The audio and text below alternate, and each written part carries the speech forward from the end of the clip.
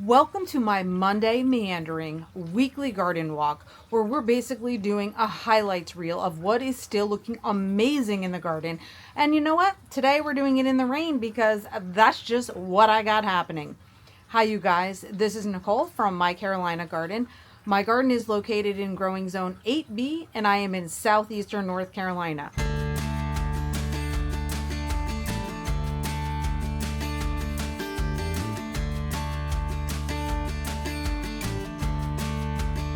We are in a particularly rainy time period right now. I have to say I'm thankful for it. I can't complain. My plants need it. So, hey, let's roll with it. We're going to start in the front yard today and let's just walk around. And again, highlights reel. Let's see what's looking awesome. The Caladium Heart to Heart Hot Flash is looking amazing. Now, these are my urn planters that belong beside my front door, but I have pulled them out as far as I can on the front porch to try to get them some rain. Next is the lantana. This lantana is always an amazing performer for me. I don't have any problems with bugs, disease, anything like that. Heat and drought tolerant and full of blooms. So can't complain about how lovely the lantana is right now. The lemon coral sedum by my pathway looks great where it's planted, except I have weeds in it and I have some holes in where it is. So I think I gotta just grab some more from my backyard, fill up these holes, and then I'm gonna like the look of that even better. Coming this direction, gosh, the cabbage, here we go. It made it practically through the whole summer at this point, and it's still looking great. And we just lose the leaves at the bottom little by little when it's like way too hot or whatever for it. But I never expected the cabbage to be okay in these kind of hot temperatures that we've been having. In the front peninsula garden, I have my crepe myrtle that is still blooming. So luckily the rain hasn't made all of these petals fall off just yet. So having those pink blooms is very nice.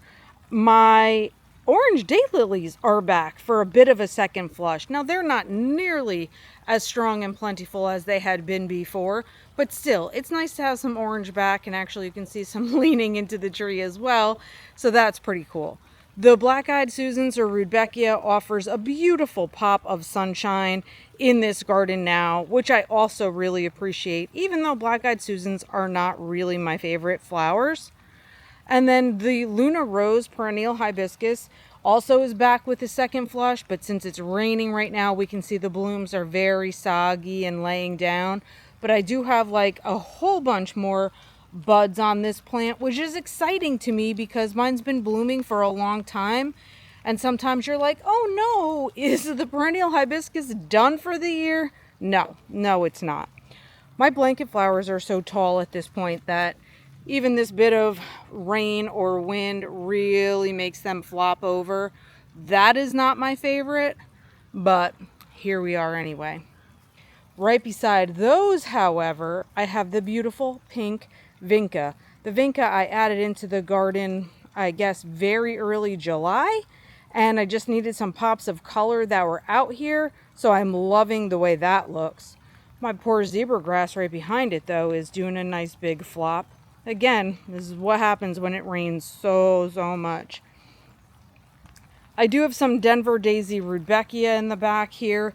The orange one had already been there. I had added in 2 new yellow ones, but alas, we had that severe weather for a whole month, where it was just extremely high temperatures and humidity, and it wreaked havoc on the garden. So I lost my yellow Denver Daisy Rudbeckias. I think they were both the same name, just different colors. Maybe I'm mistaken.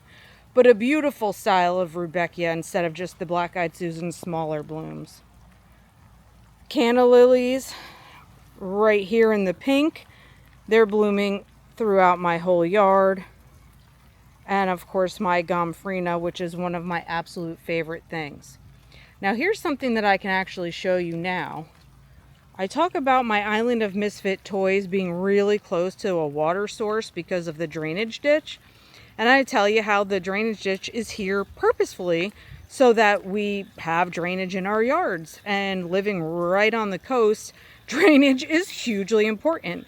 We have no elevation here where I live in coastal North Carolina. We are at sea level. So our drainage ditches, as you can see, mine's flowing that direction, are actually made to flow out to the intercoastal waterway, which is right beside the ocean. So this is just a great way to actually see this happening. So when I say I need plants that like to have wet feet, that's because this swale can fill up quite a bit, even getting to the mulch line here. So the juniper so far still look amazing because they're planted up high enough, I think. I just want their arms to stretch down into that watery area.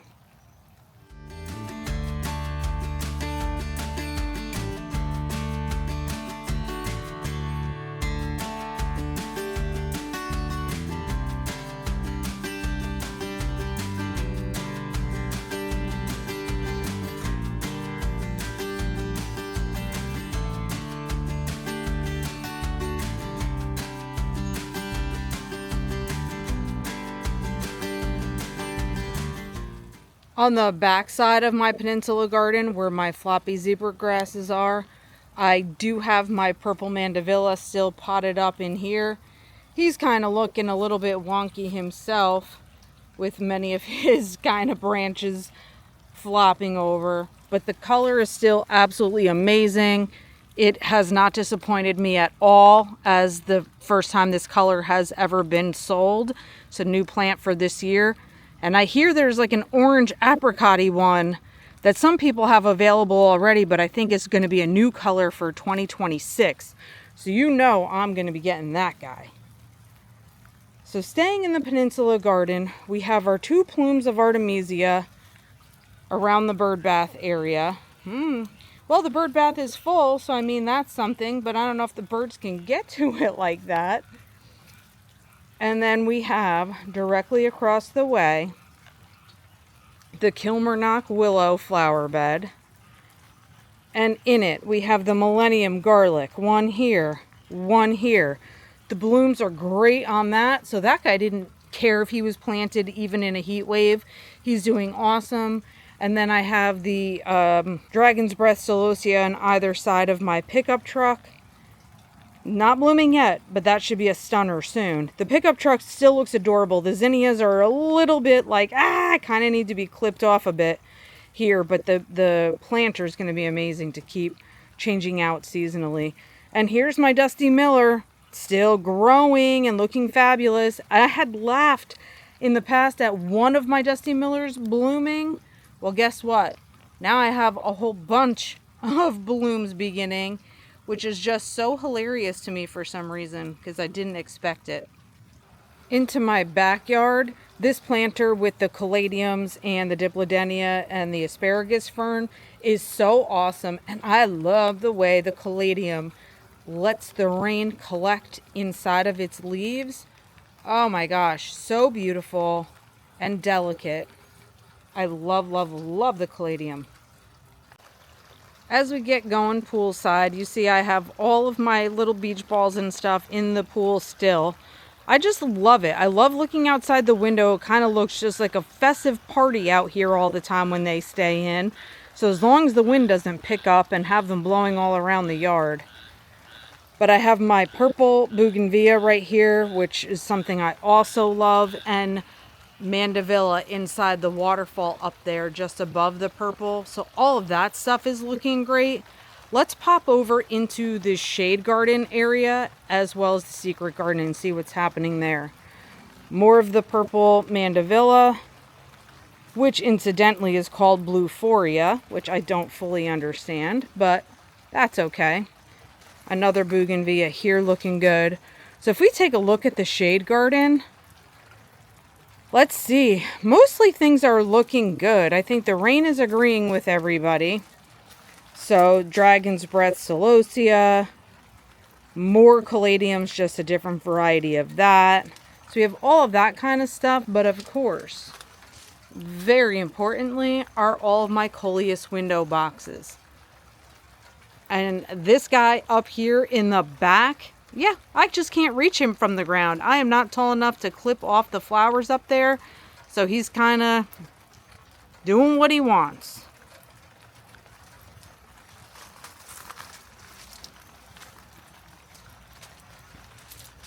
And turning back around to the secret garden here. My elephant ears are coming and going. With the heat, we lose some and then new ones come up. They are not nearly as giant as they were last year, so we'll see if they keep continuing to grow. My cute little mermaid statue down there. She's keeping an eye on these caladiums from last year. These are looking good and sweet too, quite protected underneath the banana tree. The canopy of the banana tree is pretty stinking awesome.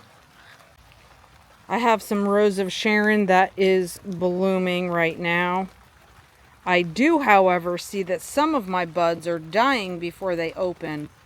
I have never had that before, so I don't know what that problem is, but you know I'll be looking into it. Even more caladiums catching the rainwater and looking great. And more lemon coral sedum. Same sort of deal. Like, it looks so nice and like puffy and cool, but then there's all little blank spots where part of it dies out, I guess. Majesty Palm, looking good. My purple Mexican petunias would probably be looking pretty good if they weren't all so saggy from the rain. But gosh, the rain's doing wonders for this sweet potato vine here. Oh man, you can see all the new growth by the really like lime greenish colored petals. And then that is my tickled pickle sun-loving coleus. So you can see how multicolored this guy really is. Those stems, oh man. If we look over at the pool from this area, so I have some of this hibiscus that's in a pot here. And then of course more of the purple bougainvillea right there. And it's just again fun to get the color of the beach balls and all that summer fun right there.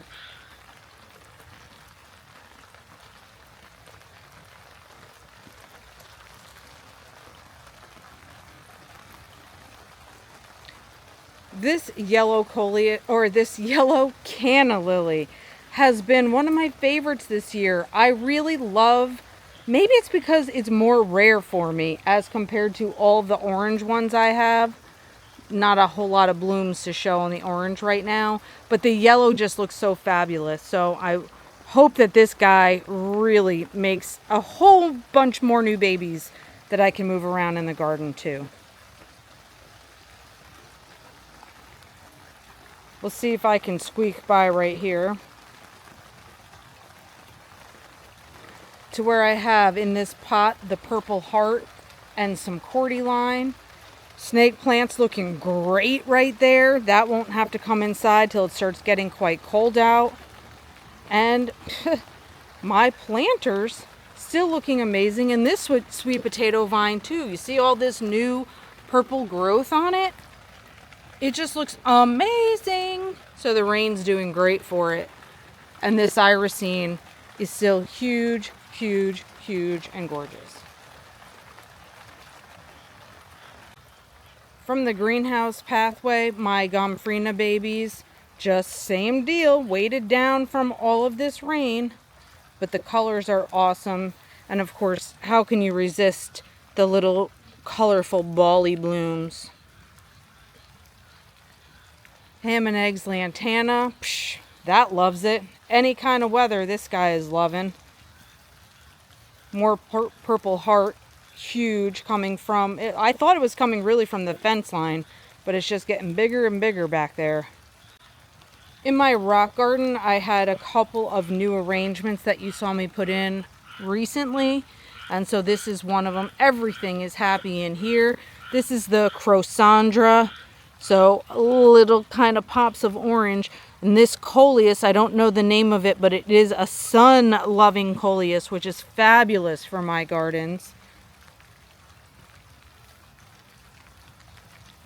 And this was the other arrangement that I got with some petunias, with some other coleus, and with the cordyline. That is that gorgeous hot pink.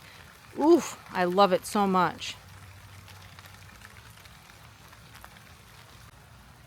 My ladyhead planter and some more caladiums. Doesn't this look like artwork right here? I love this foliage. I know I keep saying it, but really, Between the caladium and the coleus is just like, I can't get over how beautiful nature can be sometimes. And my beautifully performing begonias. Oh, this red is so rich and looks fabulous next to everything else that kind of has a lot of green in it. I'm thrilled with the way the begonias are too. The rock garden right now is actually looking really pretty.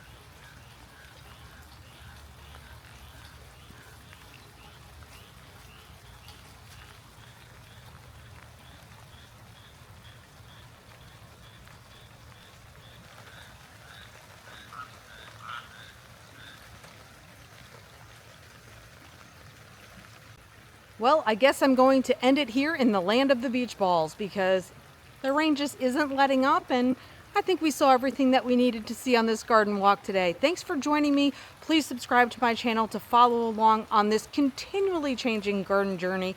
And until next time, you guys, happy planting.